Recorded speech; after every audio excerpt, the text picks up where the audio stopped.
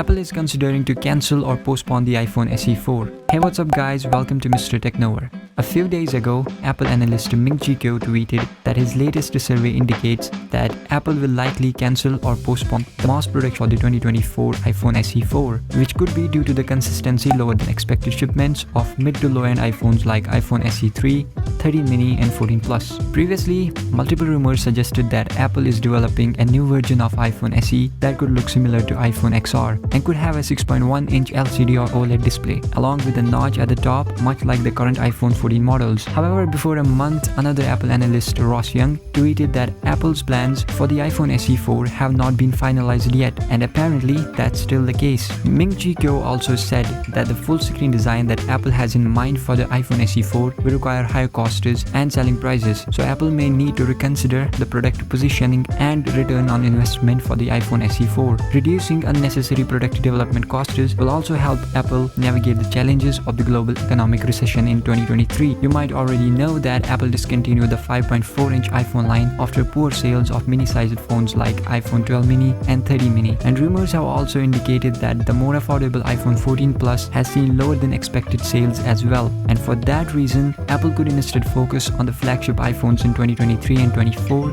meanwhile pushing developments on the iPhone SE line back, or they might go with cheaper components that will allow for a lower price point. What do you guys think about it? Do let us know in the comment section, and don't forget to like and subscribe. Let's catch up soon. Till then, peace out.